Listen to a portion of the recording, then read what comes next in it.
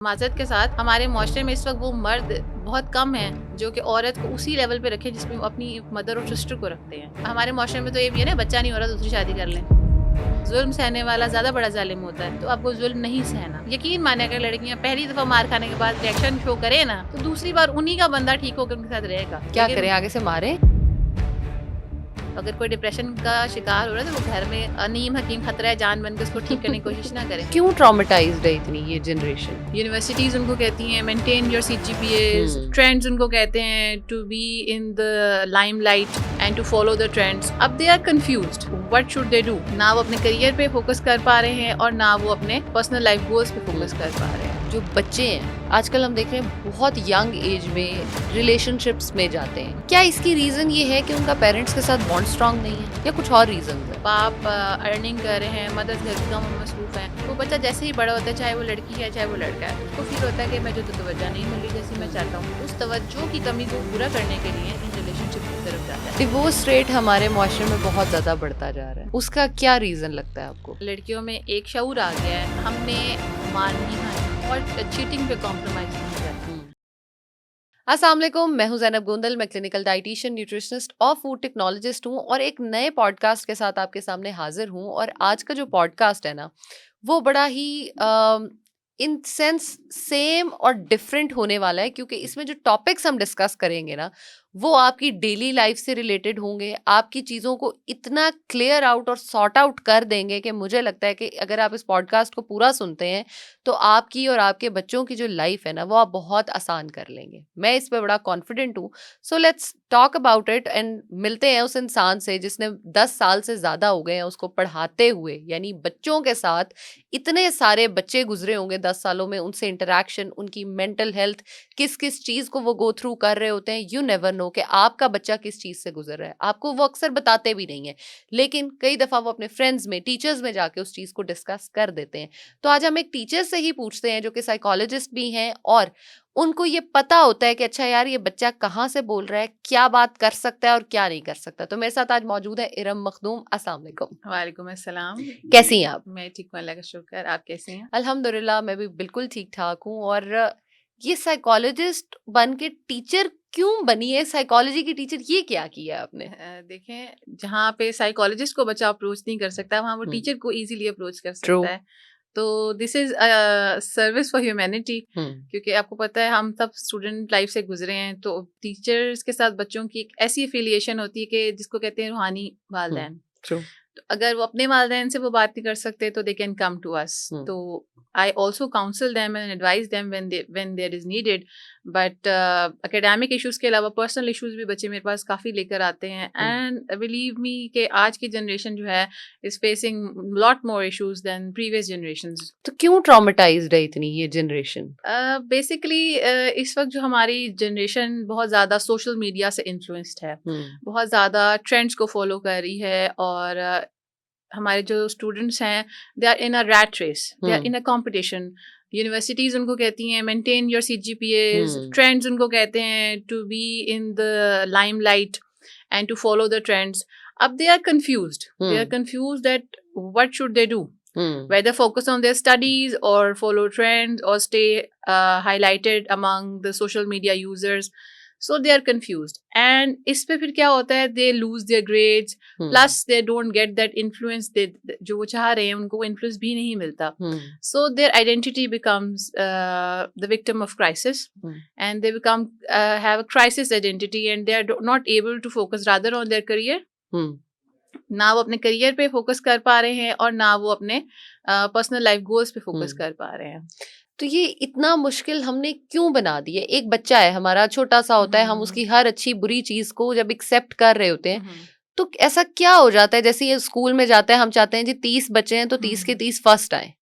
ये फर्स्ट आने की क्या रेस है? देखें, पेरेंटल जो ट्रॉमा है ना, जो पेरेंट्स अपने बच्चों को एक ट्रॉमा देके स्कूल में भेजते हैं कि अगर मैं जिंदगी में वो मकाम हासिल नहीं कर सका, कुछ हासिल नहीं कर सका, तो वो मकाम आप हासिल कर लें, वो जिंदगी में वो जगह आप हासिल कर लें। हमें बच्चे को हमेशा एक फ्री विल के साथ स्कूल में भेजना चाहिए, फ्री विल के साथ यूनिवर्सिटी में भेजना चाहिए कि आप अपने पोटेंशियल को एक्सप्लोर करें। अगर बच्चा अपने पोटेंशियल को एक्सप्लोर करेगा तभी तो वो ज़िंदगी में कुछ यूनिक काम कर सकेगा। अगर बानो कुद्सी, अशफाक अहमद या जो सईदा आरफा ज़ाहरा के पेरेंट्स उनको कह के भेजते कि भई आपने तो हमारी तरह ही हमारी ही लाइन पे रहना है, तो फिर वो आज इनके इतने बड़े नाम ना होते। बिल्कुल। उन्होंने अपनी आइडेंटिटी को एक्सप्लोर किया और पीपल फॉलो देयर आइडेंटिटीज़। लोग उनकी आइडेंटिटी को फॉलो करते हैं। हमें अपने बच्चों की शनाख्त को समझना चाहिए, उनकी एक सेट ऑफ एबिलिटीज़ को समझना चाहिए। इरम, आप हमें ये कह रही हैं कि डॉक्टर और इंजीनियर के अलावा कोई तीसरी फील्ड भी है? हम्म। ये गुनाह की बात कर रही हैं आप, ऐसा थोड़ी हो सकता है। देखिए, डॉक्टर और इंजीनियर बहुत ज़रूरी हैं हमारे मुआशरे के लिए, लेकिन इस वक्त हमारे मुआशरे में इतनी ज़्यादा, एक तो फील्ड्स भी बहुत ज़्यादा है और हर बच्चे का एक पोटेंशियल है। अगर True. एक बच्चे का इंटरेस्ट है ही आर्ट में, हम्म, आप उसे कहते हैं साइंस पढ़े, तो ये तो उसके साथ जुल्म है ना। एग्जैक्टली। एक बच्चा क्रिएटिव है तो वो फैक्ट्स को कैसे लर्न कर सकता है, True. या एक बच्चा साइंटिफिक नॉलेज को अच्छी तरह गेन कर सकता है तो वो आर्टिस्ट्री कैसे करेगा, बिकॉज उसका तो इंटरेस्ट नहीं है कलर्स में, पेंट्स में, चीज़ों में। तो डॉक्टर और इंजीनियर के अलावा भी बहुत बहुत स्कोप निकल आया ज़िंदगी में। अब आप जैसे कि मैं सर्व कर रही हूँ एज ए साइकोलॉजिस्ट, आप as a nutritionist, educationist, there are lots of field. अब ये Of तो course. बच्चे की अपनी, देखें कहते हैं make your passion your career. True. अगर आप अपने करियर के साथ जस्टिस नहीं करेंगे, अगर आपके साथ पैशनेट नहीं है, अगर आप सिर्फ कर रहे हैं for the sake of income और for the sake of money और for the sake of name, जैसे कि आप जबरदस्ती के डॉक्टर बन गए हैं, True. तो आप कितने साल सर्व कर सकते हैं? आप थक जाएंगे, you will be tired of it. अगर आप अपने पैशन को अपना करियर बनाएंगे तो you will be doing it till your last breath. हमने देखा है कि अभी रिसेंटली हमारी इतनी बड़ी एजुकेशनिस्ट इस दुनिया से चली गई, doctor Arfa Saeeda Zahra, Yes. and she was a passionate teacher by choice. She taught lots of people. She was a philanthropist and she was an educationist. उन्होंने इसको अपनी फील्ड को चूज किया. She left CSS.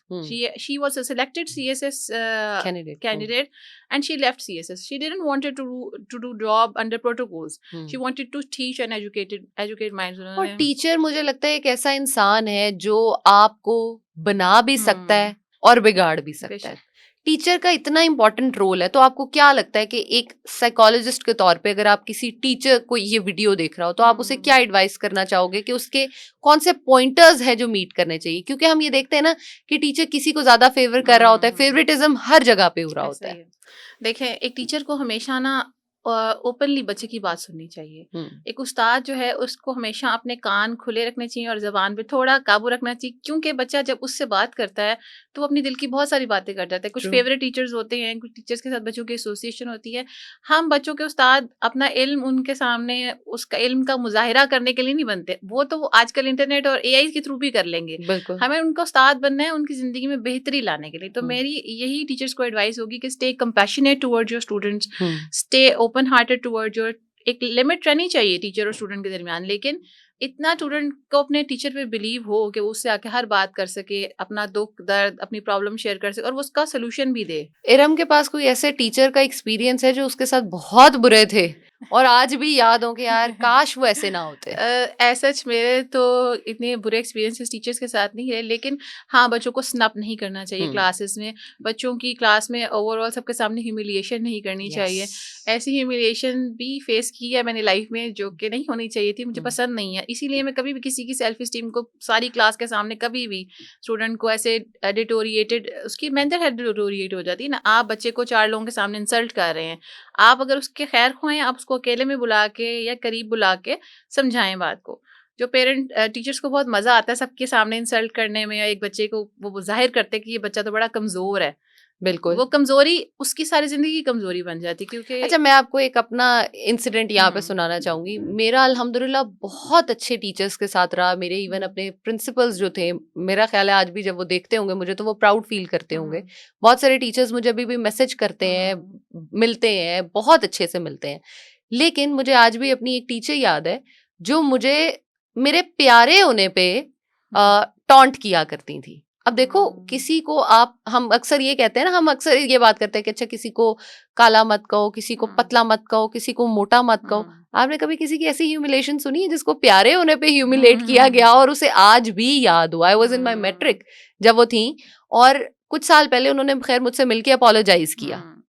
देखो, उनको रियलाइज हुआ, लेकिन मैं उस चीज को आज तक नहीं भूली, इवन आफ्टर अपॉलॉजी। चाहे शायद मैं गलत हूँ इस चीज में कि अगर उन्होंने अपोलोजाइज कर लिया तो मुझे उसे छोड़ देना चाहिए, लेकिन मेरे दिमाग उस चीज को एक्सेप्ट नहीं करता। देखिए टीचर एक ऐसा इंसान होता है जिसकी कही भी बात आपको, आप कहती है ना, कुछ सोना बना देती है, कुछ को खाक बना देती है। अब आप हमेशा अपनी ब्यूटी को लेके थोड़ा सा कॉन्शियस रहती होंगी कि उन्होंने ऐसी बात क्यों की। अच्छा, मैं व्हाई आर नहीं हूँ। पीपल अल्हम्दुलिल्लाह। व्हाई आर पीपल कॉम्प्लेक्स और जेलस ऑफ माय हाँ, beauty? They yes, must have some insecurity, that's why they have said something about your, जो आपके रीजंस उन्होंने, है वो मुझे हाँ, पता है ना, वो तो रीजंस हाँ आपको पता यार, है। इसीलिए हमें स्टूडेंट की हमेशा पॉजिटिव, उसके जो यस। पॉजिटिव एस्पेक्ट्स हैं, जो उसके प्लस पॉइंट्स हैं, उन पे काम करना चाहिए। नेगेटिव्स तो सब में ही होते हैं, लेकिन टीचर का काम है उन पॉजिटिव्स को उजागर करना, बाहर निकालना और उनको पॉलिश करके उस इंसान को यूनिक एबिलिटीज के साथ पास आउट होने में हेल्प करना। वो टीचर ही गया जो एक बच्चे की पॉजिटिव एस्पेक्ट को पहचान ना सके। इसी तरह का मेरे पास एक वाकया है। I was teaching a student and she was suffering from depression. And semester 2 she came to me and she was fighting, वो डिप्रेशन का शिकार हो रही थी और उसने कहा कि मुझे काफ़ी अलूफ फील होता है, मैं काफ़ी अकेला फील करती हूँ। मैंने उसको काउंसल किया कि ज़िंदगी में सबके बेटा मसले होते हैं, आप यहाँ पे आ गई हैं, यही बहुत बड़ी जो है ना जीत है। पहला स्टेप एंड ले लिया नाउ आपने। यू कैन इमेजिन कि वो स्टूडेंट जो दूसरे सेमेस्टर में डिप्रेस थी, she is a writer, wow, she is working as a CEO of NGO जबरदस्त। And she is doing great things. अब मैं आपने उस सिर्फ उसका टीचर, हाथ पकड़ लिया है हाँ, ना? एक हाथ पकड़ना, एक कंधे पे थपकी देना कि आप कर सकते हैं। And now she is doing wonders and she is माशाल्लाह, also doing talk shows and coming on media. अब एक एस्टेब्लिश्ड खातून बन चुकी है एंड आई एम वेरी माशाल्लाह, हैप्पी अबाउट दैट। माशाल्लाह। बिल्कुल ऐसे ही है, देखें कि ये तो वो एक एक्सपीरियंस है जो लड़की आप तक हम्म। आ गई, लेकिन हम्म। बहुत सारी ऐसी बच्चियां भी होती होंगी जो सोचती होंगी कि हाँ यार, हम शायद कभी किसी के पास जाएंगे, किसी थेरेपिस्ट को दिखाएंगे। हमारे यहाँ ये भी तो एक बड़ा स्टिग्मा है ना, हम कहते हैं कि जी थेरेपी ले रहे हो क्या, पागल हो गए हो क्या, सही है। ठीक से दिमाग काम नहीं कर रहा। बहुत सारे हम हाँ ऐसे जी। क्वेश्चंस रेस करते हैं। इवन पढ़े लिखे लोगों में मैंने ये बहुत सारी चीजें हम्म। देखी हैं, अगर कोई थेरेपिस्ट के पास जा रहा है तो वो उसे ऐसे देखते हैं कि पता नहीं इसके क्या प्रॉब्लम्स होंगे। आपका बिल्कुल सही कहना है, लेकिन इस स्टिग्मा को हमने खत्म ही तो करना है। ट्रू।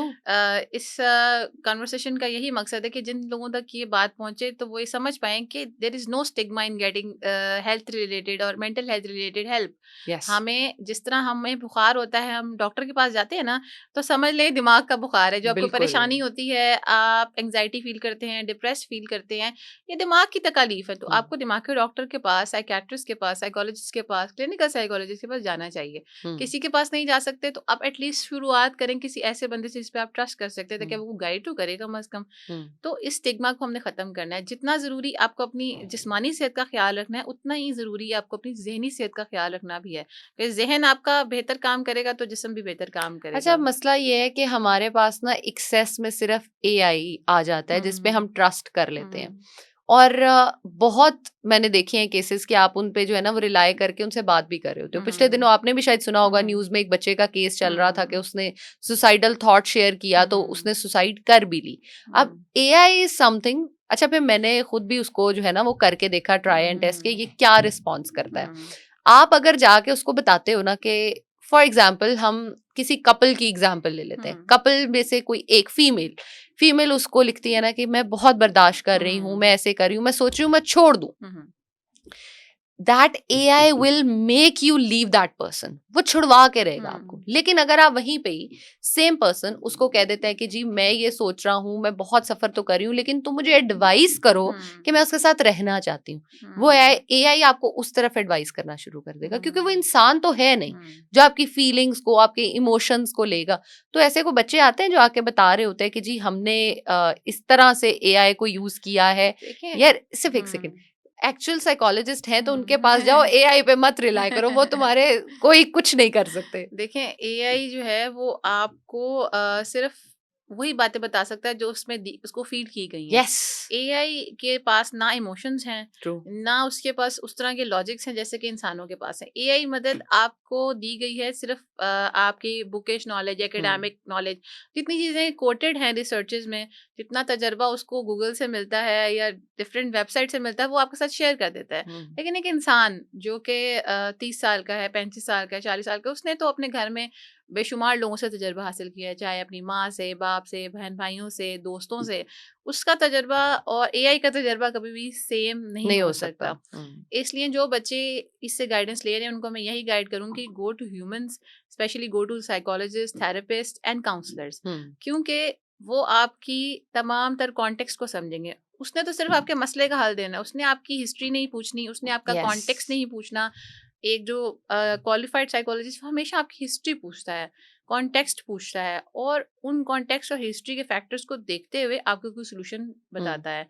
एआई में इतनी अकल होती तो फिर एआई कैपेसिटी ही नहीं हमारी है। जगह अब तक ले चुका होता, क्योंकि ट्रू। उसमें इतनी कैपेसिटी नहीं है वो आपसे पूछे कि टेल मी योर हिस्ट्री। कभी किसी ने एआई से ही सवाल जब किया हो, उसने आपसे पूछा है कि टेल मी योर हिस्ट्री, कितने टाइम से आपका रिलेशनशिप में क्लैश रह रहा है, ट्रू। कितनी चीजें वो आपके लिए अच्छी भी करता है, या कितने आपके जो प्रॉब्लम्स हैं इनके अलावा आपकी लाइफ में कोई सॉल्यूशंस भी हैं या नहीं, या आपके पेरेंट्स कितने आपके साथ सपोर्टिव हैं।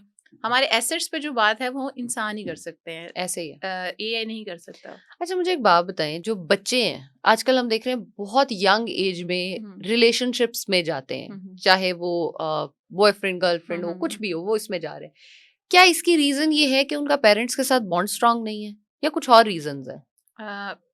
फर्स्ट ऑफ ऑल ये रीज़न तो बहुत ज़्यादा हाईलाइटेड है कि पेरेंट्स के साथ उनका रिलेशनशिप स्ट्रांग नहीं है। जब भी कोई यंग बच्चा रिलेशनशिप की तरफ जाता है तो इनिशियली वो निगलेक्ट फील कर रहा होता है। हम्म। उस नेग्लेक्ट को कवर करने के लिए वो एक ऐसे बंदे का सहारा ढूंढता है जो उसको फुल अटेंशन दे सके। एक इंसानी नफ्सियात का हिस्सा है कि जब एक बच्चा बच्चा पैदा होता है ना, तो वो अपनी माँ की तरफ बहुत ज़्यादा अट्रैक्टेड होता है कि जो मेरी माँ है ना वो मुझे फुल टाइम तवज्जो दे, और वो अपनी माँ को किसी से शेयर भी नहीं करता। हमने देखा ना सिबलिंग में भी लड़ाई होती है कि यस। ये तो मेरी अम्मी है, ये तो मेरी है, तो बहुत लड़ाई भी होती है। तो इसी तरह से जब वो बड़ा होता है और उसको वो तवज्जो नहीं मिलती, आजकल पेरेंट्स मसरूफ़ हैं, बाप अर्निंग कर रहे हैं, मदर्स घर के कामों में मसरूफ़ हैं, तो बच्चा जैसे ही बड़ा होता है, चाहे वो लड़की है चाहे वो लड़का है, उसको फील होता है कि मैं जो तो तवज्जो नहीं मिल रही जैसी मैं चाहता हूँ। तो उस तवज्जो की कमी को पूरा करने के लिए इन रिलेशनशिप की तरफ जाता है। अगर एक बच्चे को मुकम्मल तवज्जो मिल रही है, उसे किसी तरह के एहसास कमतरी का शिकार नहीं है, वो अपनी एबिलिटीज़ में कॉन्फिडेंट है, उसके गोल्स लाइफ के सेट हैं, उसके पेरेंट्स उसको टाइम देते हैं, उससे बात करते हैं, उसके सिबलिंग्स उससे बात करते हैं। आजकल सिबलिंग्स के पास भी टाइम नहीं एक दूसरे के लिए। हमारी आपने पुरानी कम्युनिटीज़ देखी होंगी, इवन चाय के ऊपर बैठ के, खाने के ऊपर बैठ के बातें होती थी, मशवरे होते थे, बड़ों के पास जाया जाता था। आजकल ये कल्चर ख़त्म हो गया है, तो घर से बाहर निकलने की कोशिश करते हैं बच्चे। और उस मामले में क्या होता है कि जिन लोगों को वो अप्रोच करते हैं उनका उनको नहीं पता कि उनके साथ कितना चलेंगे। ट्रू। 1 महीना चलेंगे, 2 महीना उनके साथ वो रास्ता कवर करेंगे, या कुछ बेनिफिट लेके बस वो रिलेशनशिप ख़त्म हो जाता है। और उसके बाद फिर आपने बहुत किस्से सुने होंगे, ये सुसाइड्स हो रही हैं और दिल टूट गया है और पढ़ा नहीं जा रहा, तालीम से भी गए, करियर से भी गए, इवन अपनी जान से भी गए, क्योंकि इन रिश्तों में कोई पायदारी नहीं है। तो बेहतर है कि आप अपने पेरेंट्स के साथ रिश्ते को स्ट्रॉन्ग करें। अगर वो आपको तवज्जो नहीं दे रहे तो आप उनकी तरफ पहला कदम उठाएं, उनसे बात करें, क्योंकि आपके अपनों से ज़्यादा आपका कोई भी इस दुनिया में जो है सगा नहीं हो सकता। That is true. इतनी नेगेटिविटी क्यों है हमारे मुआशरे में? नेगेटिविटी हमारे मुआशरे में बढ़ गई है क्योंकि वो चीज़ें हमारे मुआशरे में आ गई जो नहीं आनी चाहिए। हम देखें इस वक्त हम अपने रिलीजन से भी बहुत ज़्यादा दूर जा रहे हैं। हमें एक जो चीज़ नज़र आती है दैट इज़ कि हमने फेम हासिल करना है, हमने पैसा हासिल करना है, हमें ज़िंदगी में कुछ बन के दिखाना है। हमने अपनी ज़िंदगी का जो कंटेंटमेंट है ना उसको छोड़ दिया है कि एक चीज़ पे हम कंटेंटेड रहें। हर इंसान को अल्लाह ताला ने हर इंसान को जिसने भी बनाया, भी वो बिलीव करता है, जिस भी बिलीव करता है, अपनी जिस गॉड पे बिलीव करता है, उसको किसी मकसद के लिए दुनिया में भेजा गया है ना। बिल्कुल। उस मकसद से हम बहुत दूर चले गए। अब हमारे पास बहुत सारे मकासद हैं, वी आर डूइंग मल्टीटास्किंग, और हम किसी भी टास्क में कंटेंटेड नहीं फील कर रहे हैं। हम हर टास्क में फील करते हैं कि हमें कुछ महरूमी है, कुछ कमी कुछ है, मिसिंग है। हाँ कुछ मिसिंग है। उसको पूरा करने के लिए हम कुछ ऐसी हरकतें कर जाते हैं जो कि अच्छी नहीं है, जो कि हमारे ज़हनी सेहत के लिए अच्छी नहीं है। इसीलिए हम फिर नेगेटिविटी का शिकार होते हैं, अपने आप को खुद ही सेल्फ क्रिटिसाइज करते हैं कि मैं किसी काबिल नहीं हूँ, मैं कुछ नहीं कर सकता, मेरे पेरेंट्स मुझ पे बिलीव नहीं करते। तो हमें एक काम करना चाहिए कि अपने गोल को स्पेसिफाई करें। जब गोल स्पेसिफाइड होंगे, रास्ता हमारा हमारे लिए हमने एक डायरेक्शन बनाएंगे कि हमने किन स्टेप्स पे चलते हुए उस गोल को अचीव करना है, तो नेगेटिविटी आहिस्ता आहिस्ता कम होती जाएगी। और दूसरी बात, हम मुआशरे की बातों को अहमियत बहुत देते हैं। हमें लोगों की बातों को अहमियत देना, लोग क्या कहेंगे, लोग तो कहते ही रहेंगे, लोग पहले भी कहते थे अब भी कहेंगे। आप वो करें जो आपको सही लगता है, जो आपके लिए सही है, और लोगों की बातों पे कान धरना छोड़ दें। आजकल लड़कियां कुछ ज्यादा एम्पावर नहीं हो रही, इसका क्या रीजन है? हाँ, देखें, लड़कियों को बहुत पहले ही एम्पावर्ड हो जाना चाहिए था। ये कॉन्सेप्ट तो वेस्टर्न साइड से है, लेकिन पहले अगर आप हिस्ट्री में जाएँ तो वेस्टर्न साइड में भी ख़वातीन इतनी एम्पावर्ड नहीं थी, इवन उनको वोटिंग के राइट्स भी नहीं थे। आज जो लड़की एम्पावर्ड है, एजुकेटेड है, वो अच्छी बात इस तरह से कि एक एम्पावर्ड खातून एक अच्छी माँ भी बन सकती है। वो एक मुआशरे में एक मुआशरती तौर पे और एक आप समझ लें कि सोशली और इकोनॉमिकली भी सपोर्ट कर रही है अपनी फैमिली को। अगर किसी के पास बेटा नहीं है तो क्या वो लोगों से कर्ज़ों पे डिपेंडेंट रहेगा? अगर किसी के पास सिर्फ़ बेटियाँ ही हैं तो उसने अपनी बेटी को भी इतना स्ट्रॉन्ग करना है कि make them able to survive, अपने आप के लिए भी सर्वाइव करें और अपने पेरेंट्स के लिए भी। आपने देखा होगा इस वक़्त ये जो शेयर सिस्टर्स हैं, 5 की 5 सिस्टर्स जो हैं वो माशाल्लाह सीएसएस टॉपर्स हैं। उनको ऐसी क्या ज़रूरत पड़ी कि सबने ही सीएसएस कर लिया? अब वो एम्पावरमेंट की एक मिसाल है हमारे पास। ट्रू। अब हम अगर अब देखते हैं, एक खातून है जो व्हील चेयर पे है, आपको शायद उनका नाम मुनीबा मज़ारी। मुनीबा मज़ारी। वो व्हील चेयर पे हैं, वो एक्सीडेंट से गुजरी, उनकी लाइफ में बड़ा कुछ हुआ, लेकिन उन्होंने एम्पावरमेंट नहीं छोड़ी। She is a role model for so many disabled people. यार एम्पावरमेंट की बात लोग आज करते हैं। हम्म हजरत खदीजा का अगर हम हम्म तब देखें, तब उनका तिजारती जो बिल्कुल सर्कल सही, था वो बहुत बड़ा था। ऐसा ही है। तो वुमेन एम्पावरमेंट की बात तो अब से तो है ही नहीं। हमारा इस्लाम हमें एम्पावर करता बेशक। है। लेकिन मुझे जो मसला फील होता है वो ये होता है कि मुझे लगता है कि औरतों ने इतनी रिस्पॉन्सिबिलिटीज अपने कंधों पे ले ली हैं कि अब मुआशरा या मर्द जो है ना वो समझते हैं कि हम रेस्ट करने के लिए हैं और औरत काम करने के लिए है। ये आपकी बात बिल्कुल ठीक है कि आज इस वक्त का जो मर्द है ना उतना जिम्मेदार नहीं रहा जिस तरह के हमारे आज से 10 साल पहले या 20 साल पहले के मर्द थे। Females are doing this for their own self, अपने लिए कर यस। रही हैं। इसका मतलब ये नहीं है कि जो मर्द को अल्लाह ताला ने फ़राइज़ दिए हैं या जो हमारे इस्लाम ने इस पे फ़र्ज़ आयद किए हैं, मर्द पे वो हट जाते हैं। औरत का पैसा उसका पैसा है, औरत ट्रू। की इनकम उसकी इनकम है। मर्द को चाहिए अगर वो किसी से शादी करता है या जो उसका नान नफ़का की ज़िम्मेदारी वो उठाए। अगर वो इतना एबल ही नहीं है तो वो किसी लड़की की लाइफ़ को ख़राब ना करे ना। ये जब लड़कियाँ देखती हैं कि हमारी शादी के बाद भी हमारी ज़रूरतें पूरी नहीं हो रही तो दे स्टार्ट वर्किंग।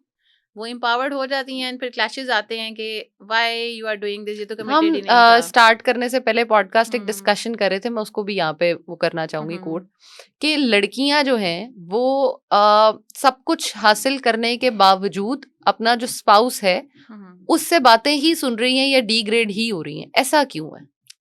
अ, असल में हमारे जो माशरे में लड़कों की परवरिश जिस तरह से की जाती है, बहुत सारी मदर्स और बहुत सारी फैमिलीज़ में परवरिश का मेयार ही यही है कि जब आपकी लाइफ पार्टनर जो आएगी ना, आपने उस पे फुली डिपेंडेंट हो जाना है। आपने सारा कुछ उसके हवाले कर देना है, इवन आपके वार्डरोब से लेकर, खाने से लेकर, रूटीन से लेकर, हर चीज़ वो मैनेज करेगी। आपको लड़कों में भी इंडिपेंडेंस क्रिएट करनी चाहिए, जहाँ पे कोडिपेंडेंसी के बजाय फुल डिपेंडेंसी आ जाती है। कोडिपेंडेंट करना है ना, लड़की ने लड़के पे डिपेंड करना है और लड़के ने लड़की पे डिपेंड करना है इन अ रिलेशनशिप। लेकिन यहाँ पे ऐसा है कि जब लड़का पूरी तरह से लड़की पे डिपेंड करता है और वो 10 चीज़ें और भी कर रही है, वो प्रोफेशनल भी है, हाउस मेकर भी है, वो सब कुछ कर रही है, तो कहीं न कहीं कोई ना कोई लूप होल रह जाता है जिसको वो फ़ौरन पकड़ लेते हैं और फिर उनको उन पे बातें सुननी पड़ती हैं। हालाँकि आपको स्पेस देना चाहिए। यस। रिलेशनशिप में 1 साल, 2 साल जब आप शादी करते हैं तो you should give space to each other to know each other, to have an understanding, क्योंकि फ्लॉज़ दोनों में हैं। इट्स नॉट कि आप किसी पे फुली डिपेंड हो जाएँ और उसमें अगर फ्लॉज़ हों तो आप उसको हाइलाइट करके उस बंदे को ह्यूमिलिएट करें।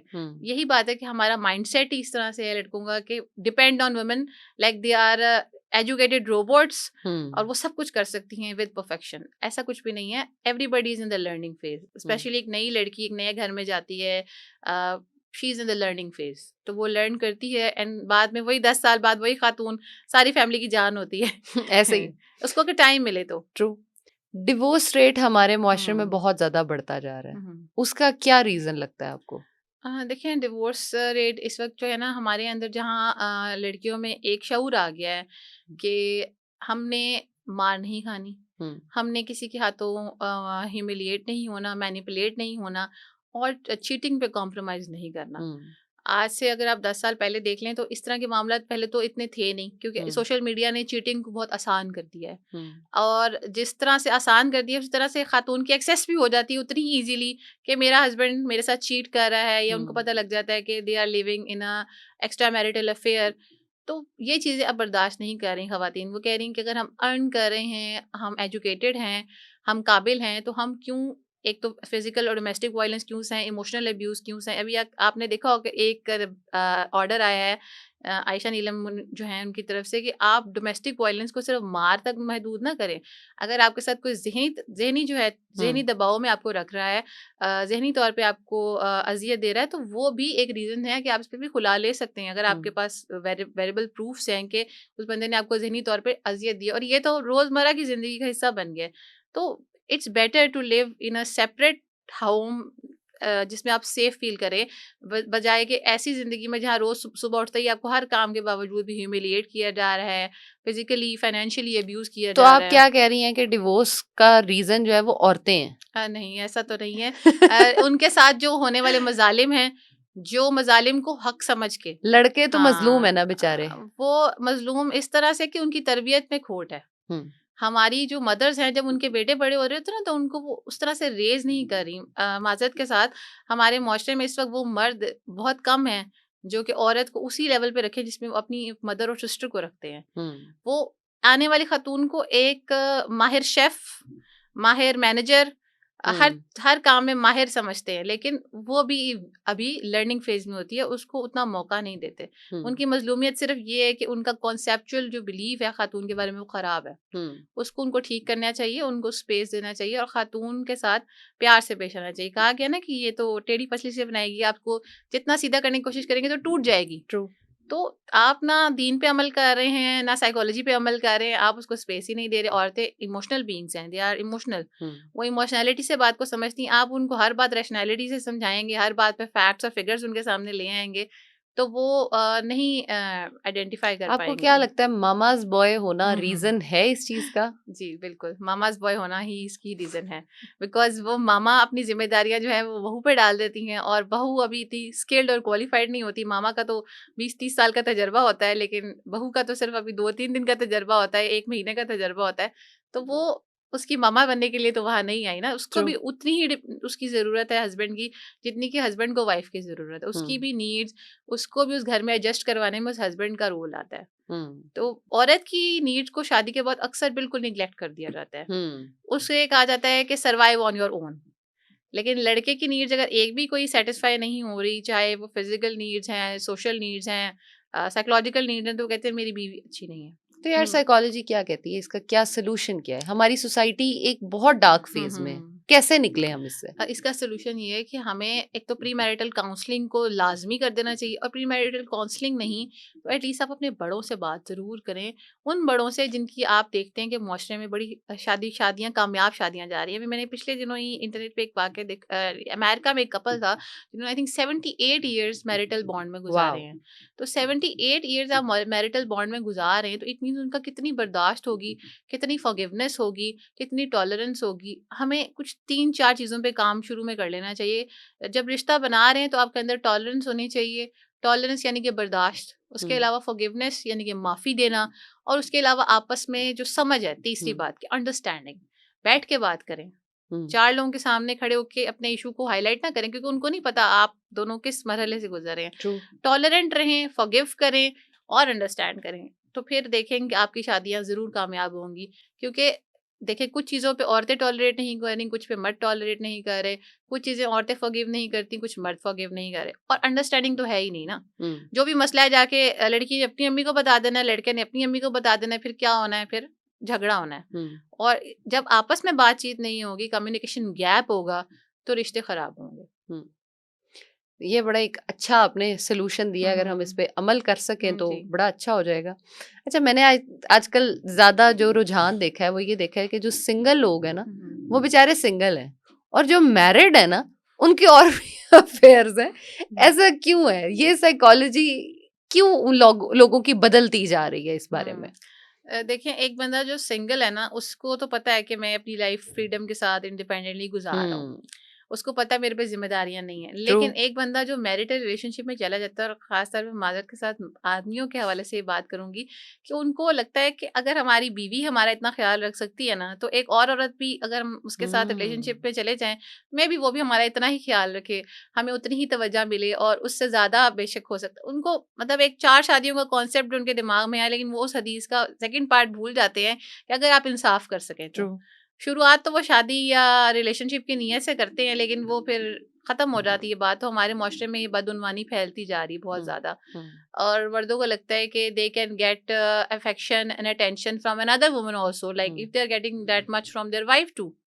सो मोर एंड मोर, कहते हैं ना, डू मोर की तलब में इंसान जो है ना अपने आप को ख़राब कर देता है, उनका घर भी ख़राब हो जाता है और उस दूसरे इंसान से जो ताल्लुक है वो भी ख़राब हो जाता है। तो one should stay contented with the partner जो उनको अल्लाह ताला ने लीगली दिया है, लॉफुली दिया है। और सिंगल्स को तो अपनी आज़ादी और अपना जो एक कॉन्फिडेंस है, एक फ्रीडम है, वो बहुत प्यारा है। Why would they go in a relationship जहाँ पे उनको सख्ती मिलेगी, जहाँ पे उनको कंट्रोल करना पड़ेगा, कंट्रोल मिलेगा, और जहाँ पे उनके साथ कोई पीछे उनके खड़े होने के लिए तैयार नहीं है। जब आपने सब कुछ खुद ही करना है तो why would singles go into relationships? True. अच्छा, एक और सवाल जो आपने खुद अपने इर्द गिर्द भी पर्सनली भी बड़ा महसूस किया है, देखा है, और वो सब कुछ डिटेल्स में हम नहीं जाएंगे, लेकिन जब भी कुछ ऐसा होता है और सेपरेशन या डिवोर्स की तरफ जाता है, तो जो बच्चे होते हैं ना, वो बेचारे बड़ा सफर कर जाते हैं। अब या तो इसमें ये होता है कि बच्चे माँ के पास रहेंगे या बच्चे बाप के पास रहेंगे। मोस्टली माएँ जो हैं वो बच्चा देना नहीं चाह रही होती, लेकिन उसकी वजह से वो अपनी पूरी लाइफ स्टेक पे लगा रही होती हैं, जिसमें वो एफर्ट भी कर रही होती हैं, कमा भी रही होती हैं, बच्चे पाल भी रही होती हैं। तो व्हाट डू यू थिंक कि इस टाइम फ्रेम में क्या होना चाहिए? देखें, अल्लाह ताला की कुदरत ने एक बच्चे को दो पेरेंट्स के साथ इस दुनिया में भेजा है। अगर उन पेरेंट्स की आपस में नहीं बनती तो दैट्स गुड इनफ कि अगर वो पेरेंट्स आपस में जुदा हो जाएं, लेकिन बच्चे के लिए वो पेरेंट्स ही रहते हैं। ठीक है, ठीक है। अगर माँ नहीं तो बाप की शफकत बच्चे को जरूर मिलनी चाहिए। ये दो ऐसे रिश्ते हैं जिनका कोई नेमुल बदल नहीं है। बिल्कुल। तो अभी मैं कल ही इंटरनेट पे voice of fathers of Karachi का बयान देख रही थी कि जहाँ फादर्स स्ट्राइव करें, स्ट्रगल करें कि हमें बच्चों के साथ पूरे हकाइक और को पेरेंटशिप मिलनी चाहिए। ठीक है, मदर्स के एक्सपीरियंस इतने वर्स होते हैं कि वो बाप पे भरोसा नहीं कर पा रही होती, या इसको as a tactic of revenge use कर रही होती कि हम बच्चों को बाप से दूर, लेकिन असल में वो रिवेंज बाप से नहीं ले रही, वो अपने बच्चों से ले रही हैं। ट्रू। आपने फादर्स को भी उतना ही बच्चों के साथ अटैच होने दें जितना आप खुद अटैच हैं, क्योंकि माँ और बाप के अलावा दुनिया में कोई ऐसी तीसरी हस्ती नहीं है जो उस तरह की मोहब्बत और शफकत बच्चे को दे सके जैसी वो डिजर्व करते हैं। तो मेरा तो यही ख्याल है कि अगर सेपरेशन हो भी जाती है तो शेयर्ड पेरेंटिंग होनी चाहिए। लेकिन इतने वर्स्ट उस पे जाके हमारे यहाँ सेपरेशन होती है कि उसके बाद शायद वो दोनों एक दूसरे को देखना भी नहीं चाहते। सही है। तो उस सेंस में बच्चों के लिए क्या करें? देखिए, वो एक दूसरे को नहीं देखना चाहते, लेकिन बच्चा हमेशा अपने बाप और माँ दोनों में से किसी एक की महरूमी को महसूस करता है। ये उन फादर्स को भी मैं कहूंगी जिनके पास सोल कस्टडी है, और ये उन मदर्स के लिए भी मैं पैगाम होगा जिनके पास सोल कस्टडी है, कि इन दोनों रिश्तों से बच्चों को महरूम ना करें, क्योंकि ये महरूमी उनकी सारी जिंदगी की महरूमी जो बन ब्रोकन जाती है। फैमिलीज के बच्चे होते हैं वो किन स्ट्रगल्स को ज्यादा फेस करते हैं दूसरे बच्चों से? स्ट्रगल्स तो यही है कि जब पेरेंट के दरमियान इख्तलाफ है तो हर मौके पे दो पेरेंट्स इकट्ठे नहीं हो सकते। अभी yesterday I was witnessing kid it drinking a juice. वो जूस पी रही थी, कभी वो अपने वालिद के कप में से जूस पी रही थी और कभी वो अपनी माँ के कप में से जूस पी रही थी। अब उसको दोनों की शफकत मिल रही है, उसे दोनों की मोहब्बत मिल रही है, उसकी नर्चरेंस, उसकी जो परवरिश है वो ज़्यादा अच्छी खूबसूरत होगी। बच्चे तो प्यार के भूखे होते हैं, उन्हें नहीं पता पेरेंट्स के दरमियान माजी में क्या हुआ है। उनको जहाँ से भी प्यार मिले उनको हमें देना चाहिए। जिस तरह से एक पौधे को नरिश करने के लिए हम अच्छी से अच्छी खाद डालते हैं ना, तो एक बच्चा भी एक पौधे के जैसा होता है। उसको हमें बेहतर करने के लिए हम कभी भी ये नहीं कह सकते कि जिस वालिद ने तलाक दी या वालिद के साथ जिसके साथ खुला हो गया वो बहुत बुरा वालिद भी है, क्योंकि वो वालिद, हर बंदा अपनी जो उसकी औलाद होती है, बायोलॉजिकल किड होता है, यूजुअली वो उसके साथ अच्छा होता है। अगर they are coming for the ownership तो एटलीस्ट उनके दिल में इतनी तो बात है कि they want to stay with their kid. एक पेरेंट है जो बिल्कुल अपने बच्चे को छोड़ के गायब हो गया इस रिलेशनशिप के एंड होने के बाद, इसका मतलब है they were never sincere with their kid. तो ऐसे तो पेरेंट्स से आप दूर ही रखें, लेकिन एक बच्चा के पीछे जो वालिद आ रहा है या वालदा आ रही है, it means it matters for them. तो उस बच्चे का पूरा हक है, पूरा राइट है कि जिस तरह और एसेट्स पे हमारी नजर होती है ना कि बच्चे को जायदाद में हिस्सा मिल जाए, बच्चे को तालीम का अच्छा म्यार मिले, उसी तरह से सबसे पहला एसेट है मोहब्बत का।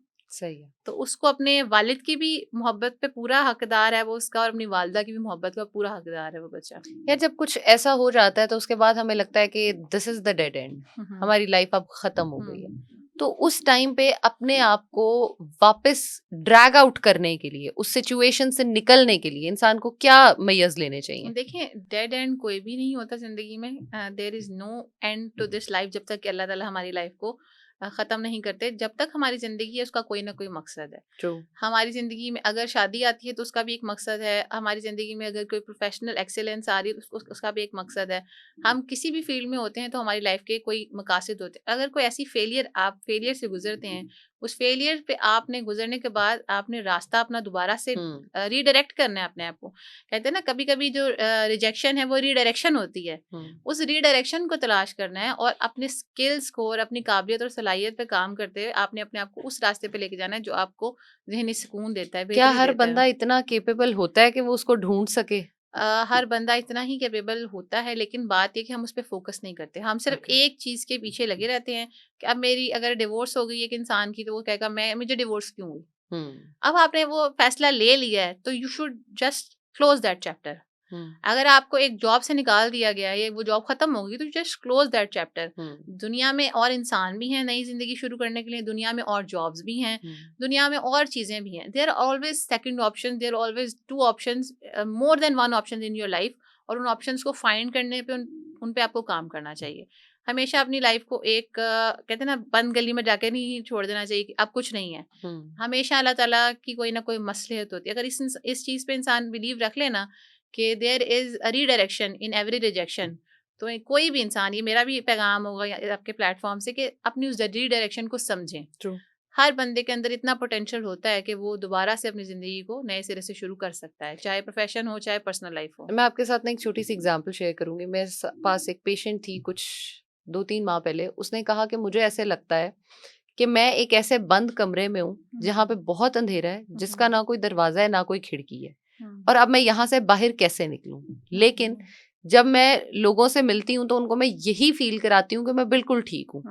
तो जो ये इंसान है, ये किस चीज़ को गो थ्रू कर रहा है? क्योंकि मुझे पता है कि बहुत सारी औरतें घर बैठे हुए या मर्द घर बैठे हुए इस चीज़ को फ़ील कर रहे होते हैं, लेकिन किसी से शेयर नहीं कर पाते। ये जो सिम्पटम आपने बताया है ये डिप्रेशन का सिम्पटम है। This is a hmm, symptom of depression, जिसमें हम ये फील कर रहे होते हैं कि आपकी लाइफ वर्थलेस हो चुकी है, हुँ, आपकी ज़िंदगी में कोई डायरेक्शन नहीं है। अब इसका हल जो है वो साइकोलॉजिस्ट के पास है या साइकियाट्रिस्ट के पास है, क्योंकि डिप्रेशन एक ज़हनी ज़हनी हुँ, मर्ज़ है। हुँ, ये आपको अल्फाज में तो वो बयान कर पा रही है लेकिन वो इसको बता नहीं पा रही कि मैं डिप्रेशन में, क्योंकि उसको लगता है कि मुझे स्टिग्मेटाइज़ कर दिया जाएगा कि ओह मुझे तो ज़हनी बीमारी है, हुँ, ज़हनी दबाव का शिकार हूँ। तो ये डिप्रेशन की एक अलामत है कि जिसमें इंसान होपलेस, हेल्पलेस फ़ील करता है, उसको भूख नहीं लगती, उसको प्यास नहीं लगती, उसका किसी चीज़ पे फ़ोकस नहीं रहता।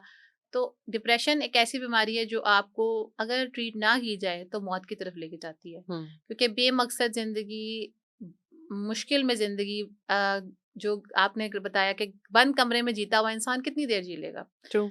उसकी सोच एक बंद कमरे से बाहर नहीं निकल रही, तो वो आपको मौत की तरफ ले जाती है। तो डिप्रेशन को हमेशा हमेशा कवर करना चाहिए, इसको हल्के में नहीं लेना चाहिए और हमेशा आपको किसी डॉक्टर, थेरेपिस्ट, साइकोलॉजिस्ट या इनिशियली आप एक फिजियोलॉजिस्ट के पास भी जा यार सकते घर हैं। पे कैसे खुद ठीक कर सकते हैं? ये बताओ क्योंकि देखो हर बंदा नहीं जाना चाहता, नहीं शेयर कर सकता, वो क्या करे?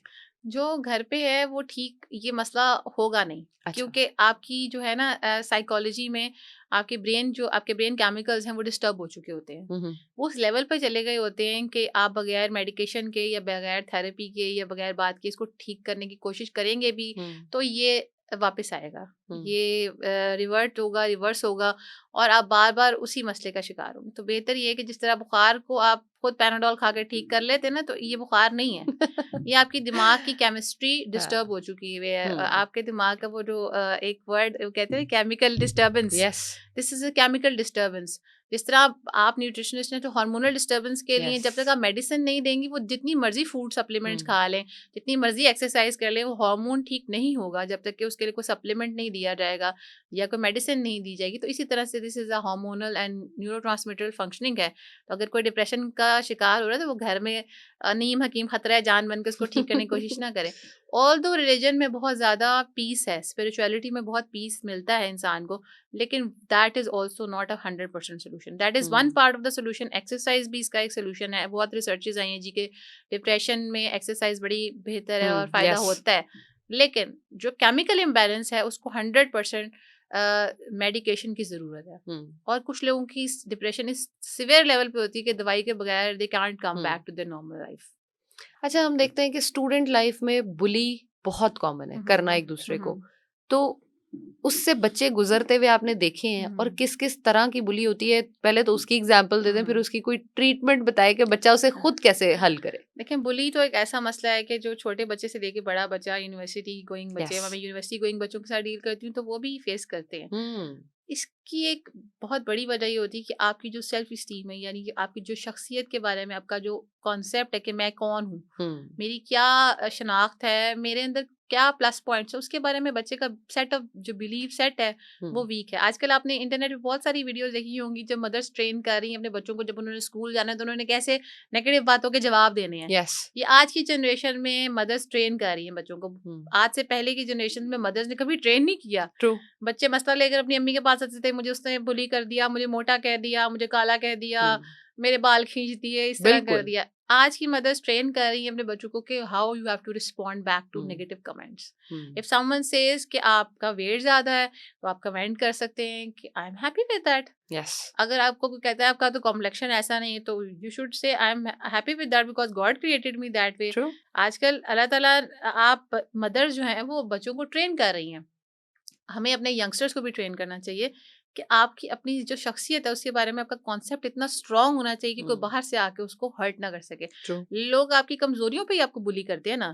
आपकी कोई सलाहियत है जिसमें आप वीक हैं, या आपका रंग है, आपका वजन है, कुछ भी, वो आपको बुली करते हैं, उनको एंजॉयमेंट होती है और वो उस चीज़ से मतलब उनको प्लेयर हासिल होता है। बुली करने वालों की भी पर्सनैलिटी पर अगर बात करें बहुत लंबी बात हो जाएगी, वो उनकी पर्सनैलिटी भी कुछ अच्छी नहीं होती, क्योंकि एक अच्छी फैमिली का हेल्दी बच्चा कभी भी किसी को बुली नहीं करेगा। एक बच्चा जो अपनी फैमिली में ये देखता है कि इट्स अ कॉमन प्रैक्टिस कि किसी को भी आप जलील कर सकते हैं, किसी को भी ह्यूमिलिएट कर सकते हैं, तो वही हरकत करेगा। तो जो बच्चा इस फेज से गुजर रहा है, चाहे वो छोटी उम्र का है चाहे वो बड़ी उम्र का है, उसकी अपनी शनाख्त जो है उसके बारे में स्ट्रांग बिलीव होना चाहिए। मैं कौन हूँ, मैं क्या हूँ, और जो जो भी मैं हूँ मैं बहुत अच्छा हूँ। और जिन भी मामलात पे आपको बुली किया जा रहा है उनके बारे में आप उसको, उसकी थॉट को चेंज करें, उसको रैशनलाइज करें कि मैं वैसा नहीं हूँ जैसे लोग मेरे बारे में बात कर रहे हैं। मैं वो हूँ जो मैं अपने बारे में सोचता हूँ और मैं बहुत अच्छा हूँ। एंड बिलीव मी, सब बहुत अच्छे हैं। क्या ये खुद को बता देने से सब ठीक हो जाता है? हाँ जी, बहुत हद तक ठीक हो जाता है, क्योंकि हमें अपने आप को सेल्फ सजेशंस देनी पड़ती हैं। जो हमें अपनी ज़ात से मोहब्बत करने का खुद शुरुआत जो है ना अपनी ज़ात से मोहब्बत से करनी चाहिए। वो कैसे करें हम? वो हम इस तरह करें कि हमें देखना चाहिए कि अल्लाह ताला ने हमें कैसे यूनिक बनाया है दूसरे लोगों से। हमारे अंदर हमारी, चाहे हमारे सर के बाल से लेकर पाँव के नाखून तक अगर हम देख लें, हमारे इखलाक देख लें, हमारा करियर ओरिएंटेशन देख लें, हमारे लोगों के साथ ताल्लुकात देख लें, हर मामले में हम दूसरे लोगों से मुख्तलिफ हैं। हम चलते फिरते एसेट्स हैं। We are all assets.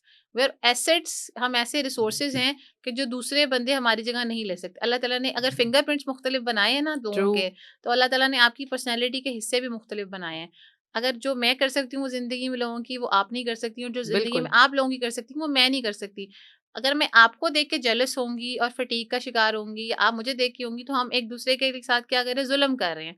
आप अपनी डोमेन में कामयाब है, मैं अपनी डोमेन में कामयाब हूँ। जो कामयाब नहीं भी हैं, वो कोई ना कोई पर्पस लाइफ में सर्व कर रहे हैं। इवन घर में बैठी हुई एक माँ जो पर्पस सर्व कर रही है, वो शायद एक प्रोफेशनल खातून भी नहीं सर्व कर रही। एग्जैक्टली, वो क्योंकि सबसे हाँ, बेहतरीन वो है। हर आजकल मैंने ये फील किया कि मदर्स को बड़ा फील होता है कि अगर जब तक हम कुछ जिंदगी में करेंगे नहीं ना, तो हम, हमारा कोई मकाम अच्छा, नहीं है। मुझे ये लगता है जो घर बैठी हुई औरतें होती है ना, जो घर का काम, बच्चे, यार उनको सैल्यूट है कि बिल्कुल घर का काम करना, 24 घंटे उसी चार दीवारी में सही है। रहना, अपनी ड्यूटीज को परफॉर्म करना, लिटरली मैं कहती हूँ हैट्स ऑफ। ऐसा ही है। बजाय उसके कि जो बाहर निकल रही हैं, ठीक है वो भी बहुत कुछ कर रही हैं, जो कर सकती हैं वो औरतें कर रही हैं, मर्द कर रहे हैं, लेकिन जो एक चार दीवारी में रह के औरत अपने बच्चे की अगर अच्छी तरबियत कर देती है ना, तो मैं कहती हूँ उससे बड़ी बात कोई नहीं हो सकती। जी।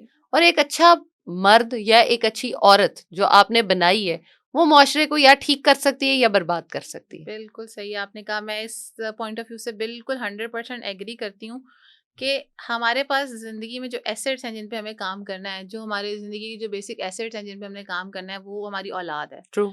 अगर हम मुआशरे को एक अच्छा इंसान, एक अच्छा मर्द और एक अच्छी औरत दे के नहीं जा रहे, तो हम वहां पे फेल हो रहे हैं। हम्म, हम घर बैठ के फेल नहीं हो रहे, एज अ हाउस वाइफ या as a mother at home you are not getting failed. लेकिन अगर आप काम कर रहे हो और आते ही अपने बच्चों पे चीख रहे हो, वही जो हम्म आपके बॉस ने आप पे चीखा है, तो क्या हम्म आप एक अच्छी माँ बन सकते हो? नहीं बन नहीं, सकते नहीं हो बन आप। सकते। आपको हमेशा, अगर आप काम भी कर रहे हो तो आपने अपने बच्चों को तवज्जो देनी है, उनके साथ बैठक करनी है, बैठना है आपने, और उनके मसलों को भी सुनना है। ये हम्म, वर्किंग वुमेन्स के लिए और वर्किंग वुमेन और वर्किंग मदर्स के लिए मेरा पैगाम है कि बच्चों को जो निगहदाश्त आप दे सकती हैं, वो हम्म, घरेलू काम काज करने वाली खवातीन नहीं दे सकती। हम्म, हमने अपने बच्चों को बेहतर बनाना है, ना कि उनको एक ऐसा माइंडसेट रोबोट देना। बना हाँ, दें। एक ऐसा माइंडसेट दें कि जो उनको पीछे लेके जाए। हम्म, हमने अपने बच्चों को बेहतर करना है, और हमारा जो ज़िंदगी का मेन मकसद है वो अच्छी नस्लों को आगे परवान चढ़ाना है। ट्रू। पैसा कमाना, नाम बनाना, फ़ेम हासिल करना, ये तो सेकेंडरी है।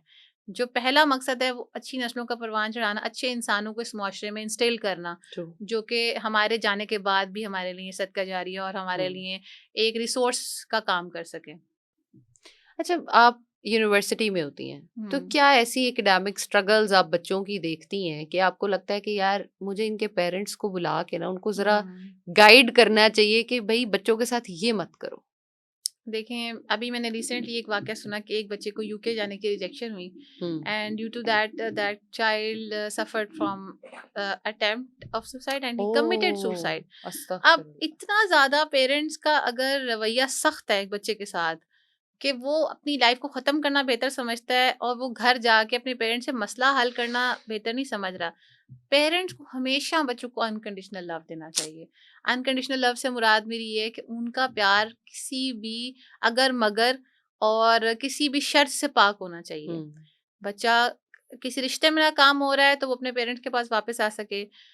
बच्चा किसी जॉब पे नाकाम हो रहा है तो वो अपने पेरेंट्स के पास वापस आ सके, अपने घर वापस आ सके, अपनों के पास वापस आ सके। दरवाज़ों को बंद ना करें। हम्म, पेरेंट्स को चाहिए कि वो अपने बच्चों के लिए हमेशा एक ऐसी आगोश और ऐसी ठिकाना बन सके कि जहाँ बच्चे आके रो भी सकें, हम्म, दोबारा से वहाँ से अपनी नई बुनियाद भी डाल सकें।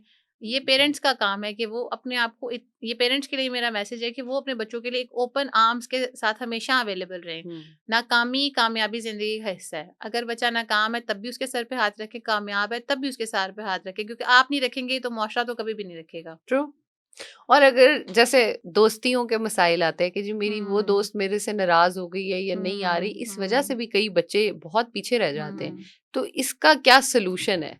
देखिए, मुआशरे में फ्रेंडशिप बहुत ज़रूरी है, इंटरपर्सनल रिलेशनशिप्स बहुत ज़रूरी हैं, लेकिन इंटरपर्सनल रिलेशनशिप्स को आप ज़िंदगी का मकसद नहीं समझ सकते। हम्म, ये ज़िंदगी के साथ-साथ है, लेकिन आप अगर आप यूनिवर्सिटी, कॉलेज में जाते हैं या कहीं भी किसी भी इंस्टीट्यूट में जाते हैं, तो वहाँ आपका अपना एक बड़ा मकसद होता है खुद को प्रोग्रेस की तरफ लेके जाना, कुछ लर्न करना और कुछ बनना। हम्म। कहते हैं ना, कामयाबी के 100 दोस्त होते हैं, नाकामी का कोई कोई सही वाली बात है। वारिस नहीं होता। सही बात है। तो आपने अपने आप को सक्सेसफुल करना है, अपने आप को कामयाब करना है, और उसके लिए आपको इन छोटे-छोटे मसले, पेटी इश्यूज से निकलना है। हम्म, अगर आप यूनिवर्सिटी में आपको मौका मिला है तालीम का, बहुत सारे बच्चे जिनको तालीम का मौका ही नहीं मिल रहा, हम्म, तो आप सिर्फ झूठ-मूठ की दोस्तियाँ या फर्जी दोस्तियाँ या जो दोस्त आपको छोड़ के चले गए, अगर वो आपके दोस्त होते तो वो कभी जाते ही ना, और अगर वो ऐसे चले ही। गए हैं तो इसमें कोई बेहतरी होगी। हम्म, हमेशा लेटिंग गो में हमें बेहतरी को फाइंड करना चाहिए कि ये चीज़ क्यों चली गई है, और हम्म। अगर चली गई है तो हमें इसको लेट गो कर देना चाहिए और आगे बढ़ जाना चाहिए ज़िंदगी अच्छा, में। पहले हम देखते थे, आज से ना कोई 5-7 साल पहले लोगों के फ्रेंडशिप सर्कल्स बहुत बड़े होते थे, हुँ।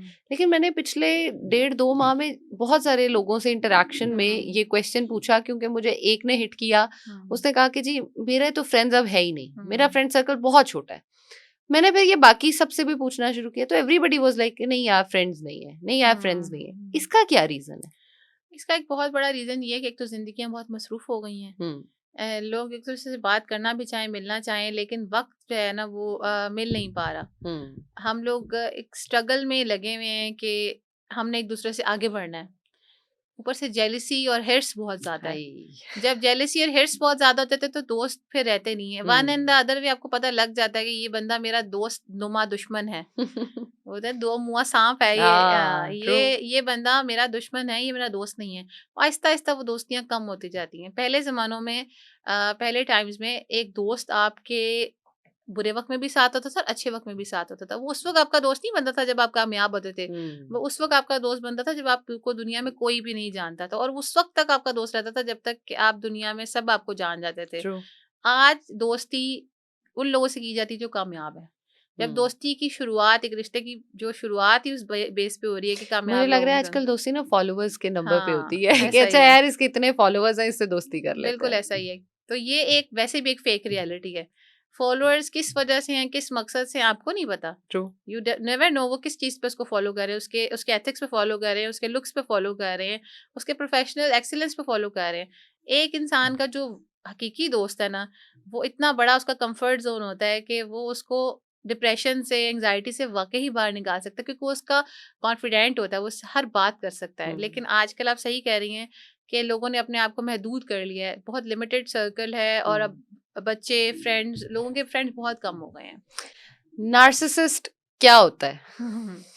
नार्सिसिस्ट एक बीमारी है, साइकोलॉजी की बीमारी है, नफसियाती बीमारी है। इसमें कि इंसान खुद पसंदी में इस कदर चला जाता है कि उसको लगता है कि मैं इस दुनिया में सबसे बेहतरीन हूँ, मेरे अलावा मेरे जैसा कोई नहीं है। और ऐसे लोग जो खुद पसंदी को अपनी, यानी कि अपनी खुद पसंदी को बढ़ाने के लिए लोगों को कंट्रोल करते हैं। इस किस्म का कंट्रोल करते हैं कि उनको दुनिया के सामने ज़्यादा बड़े सर्कल में अच्छा दिखना है, और जो उनके क्लोज कंपेनियंस हैं, कम बंद कमरों के अंदर के जो लोग हैं, चाहे उनके वालिदैन हैं, चाहे उनके लाइफ पार्टनर्स हैं, उनको वो इतना एक्सट्रीमली कंट्रोल करते हैं, मैनिपुलेट करते हैं और उससे इंजॉय करते हैं। ये एक बीमारी है। और इसका ट्रीटमेंट है? ये एक लाइलाज बीमारी है। ओह! जिस तरह कैंसर का इलाज है और बड़े मसलों का इलाज है, इसी तरह से हमारे पास जैसे स्किज़ोफ्रेनिया आता है, एक बीमारी वो है, यस। इस तरह से इस नार्सिसिज्म भी लाइलाज बीमारी। इसका इलाज सिर्फ ये है, इसको मैनेज किया जा सकता है। इसके जो जो विक्टिम्स हैं वो रिस्पॉन्ड इस तरह से करें कि वो अपने पे उसका असर ना लें। अगर किसी का स्पाउस ऐसा है, किसी की हुँ। बीवी ऐसी है या हस्बैंड ऐसा है जो नार्सिसिस्ट है, तो वो क्या करें? अगर तो वो बंदा उस पे काम करने की कोशिश करे, जिसकी मेडिकेशंस भी अवेलेबल हैं, ठीक है। इसका बिहेवियर कंट्रोल भी अवेलेबल है, लेकिन यूजुअली नार्सिसिस्ट कहते हैं कि हमें कोई गलती है ही नहीं। तो मैंने तो अभी तक जितने भी मीडिया पे भी आपने प्रोग्राम्स देखे होंगे, जैसे आपकी मर्जी एक प्रोग्राम आया था, एट द एंड उसमें जो रेफी शाह ने डिवोर्स ले ली थी, he was a hmm. Narcissist man. अच्छा। ठीक है, Mikail was a narcissist man and she took divorce in that. हुँ, ज्यादातर केसेस में नार्सिसिज्म में सेपरेशन और डिवोर्स ही एंड है, क्योंकि हुँ, बंदा इतना ज़्यादा कंट्रोल कर रहा होता है कि औरत को घुटन महसूस होने लग पड़ती है। हुँ, और इस कदर घुटन होती है कि यू फील कि आपके साथ कोई वायलेंस नहीं हो रहा, लेकिन आप इतने कंट्रोल्ड हैं, आपकी इवन मेंटल टॉर्चर एवरी है। एक्टिविटी इज सो कंट्रोल्ड कि आपको लगता है कि आप मर जाएंगे। You hmm, won't survive in that. तो नार्सिसिस्ट अब्यूज को डील करने का ये तरीका, अगर आपने उस रिलेशनशिप पे रहना है, तो आपने अपने पे कम से कम इफेक्ट होने देना है। आपने रिस्पॉन्ड नहीं वो करना। कैसे करें? वो इस तरह से करें कि वो गाइडेंस लें, वो काउंसलिंग लें। अगर आपका हस्बैंड काउंसलिंग लेने ले रहा है, तो आप एटलीस्ट ज़रूर काउंसलिंग लें। किसी हुँ, का स्पाउस, अगर किसी की फीमेल नार्सिसिस्ट है और किसी का मेल पार्टनर नार्सिसिस्ट है, दोनों को काउंसलिंग लेनी चाहिए। अगर इकट्ठे नहीं ले सकते तो सेपरेटली लें, उसको डील करने के तरीके सीखें। हुँ, उसको डील ऐसे करें कि उससे असरअंदाज ना हो। जितना आप रिएक्ट करते हैं, उतना वो एन्जॉय करता है। हुँ। नार्सिसिस्ट का जो फीड है, जो उसकी फूड है, वो आपका यार रिएक्शन है। रिएक्शन तो आता ही है, ऑफ कोर्स हाँ। आपको कोई बंदा तंग कर रहा होगा, आप रिएक्शन तो दोगे। लेकिन एक समझदार बंदा कम से कम रिएक्शन देता है। इतना ही रिएक्शन देता है कि उसकी बात भी आपको समझ आ गई और आपने अपने असर भी नहीं लिया। क्योंकि हुँ। जितना हम असर लेते जाते हैं, उतने हम अपने आप को खराब करते जाते हैं। और नार्सिसिज्म के रिलेशनशिप यूजुअली ज़्यादा देर लंबे नहीं चलते और लोग ऐसा इनसे कुछ हो बाहर सकता है निकलते कि हैं। मतलब आप किसी से बात कर रहे हो और हुँ, शादी से पहले लाइक अगर आप किसी रिलेशन हुँ, में जा रहे हो तो आपको उससे पहले पता चल जाए कि यार ये बंदा जो है ना हुँ। ये रेड फ्लैग है, रेड इससे बचना फ्लैग्स, हाँ जी, है। ये जो सोशल मीडिया पे बहुत ज़्यादा चल रहा है, रेड फ्लैग्स। असल में देखें, जब आप शादी से पहले किसी के साथ होते हैं, तो आपको थोड़ा-सा उनको ना आज़माना चाहिए। कैसे? आज़माइश इस तरह से आपको देखनी चाहिए कि क्या ये बंदा शादी से पहले आपके साथ उस तरह से चल रहा है, शादी के बाद चलेगा। यानी कि अगर आपका कोई रिलेशनशिप है या आपकी मंगनी हो गई है या कुछ इस तरह से है, तो क्या वो आपके पॉइंट ऑफ व्यूज़ को रिस्पेक्ट करता है? हुँ, क्या वो आपकी नो को बर्दाश्त करता है? हुँ, क्योंकि ज़िंदगी में जब आप 2 लोग साथ रहेंगे तो बहुत नोज़ आएँगे। हुँ, आपका भी कभी किसी बात पे दिल नहीं करेगा, उनका भी किसी बात पे दिल नहीं करेगा। अगर वो नो को, रिजेक्शन को और ऐसी बात को बर्दाश्त कर लेता है और आपको 100% कंट्रोल नहीं कर रहा, कहीं आपकी सुन लेता है, कहीं अपनी सुना देता है, तो आपको समझ आना चाहिए कि हाँ यार, इसके साथ चल जाएगी, निभ जाएगी। लेकिन एक बंदा डे फर्स्ट से ही आपको कंट्रोल कर रहा है कि आप ऐसे कपड़े पहनेंगी, आप ऐसे लोगों से मिलेंगी, आप इनसे मिलना छोड़ दें, देखिए, इंसान को जब उसकी मर्जी से जीने नहीं दिया जाता तो वो घुटन महसूस करता है। और नार्सिसिज्म का सबसे बड़ा रेड फ्लैग यही है कि ये पहले दिन से ही आपको कंट्रोल करते हैं। आपको फील नहीं हो रहा होता कि आप कंट्रोल्ड हो रहे हैं, लेकिन आपको अपने आंखें और कान और जज्बात ओपनली फील करना चाहिए कि ये मोहब्बत नहीं है, ये हस्बैंड का या पार्टनर का रोल नहीं है कि मुझे वो हर चीज पे डायरेक्ट करे, कंट्रोल करे, मैनिपुलेट करे। आपका अपना भी तो पॉइंट ऑफ व्यू है ना। ट्रू। आप इतनी जिंदगी जी के यहाँ तक पहुंचे तो उसको आपको समझना चाहिए कि this control is not love. अक्सर लड़कियां समझती हैं कंट्रोल तो लव की एक फॉर्म है, हमारा ख्याल रखता है, पोजेसिव है। पोजेसिवनेस नहीं है, वो कंट्रोल है। पोजेसिवनेस और कंट्रोल में फर्क है। क्या फर्क है इनमें? फर्क ये है कि पोजेसिवनेस होती है कि आप जिस इंसान से मोहब्बत करते हैं वो इंसान आपसे भी उतनी ही मोहब्बत करे और आपकी उतनी ही कदर करे। आप पोजेसिव हैं कि उसकी अटेंशन डाइवर्ट ना हो। कंट्रोल में ऐसा होता है कि आप उस इंसान को किसी के लायक ही नहीं छोड़ते। आप उसके पेरेंट्स से उसको काट रहे हैं, उसके बेस्ट फ्रेंड से उसको काट रहे हैं, उसके सर्कल से उसको काट रहे हैं जिसकी उसको जरूरत है। आप उसको उसकी मट्टी से जुदा कर रहे हैं। ट्रू। तो उस एक कंट्रोल और एक पोजेसिवनेस में, आप पोजेसिवनेस में अगले बंदे को किसी और बंदे की तरफ रुझान नहीं करने देते, लेकिन कंट्रोल में तो आप उसकी जड़ों से ही उसको मट्टी से ही निकाल रहे हैं ना। आप कहते हैं मेरे अलावा कोई है ही नहीं जिंदगी में, दुनिया में, तो ऐसा नहीं होता। जो लोग उसकी जिंदगी में पहले से मौजूद थे, उसके पेरेंट्स, उसके दोस्त, उसकी शनाख्त, उसका सर्कल, वो रहेगा।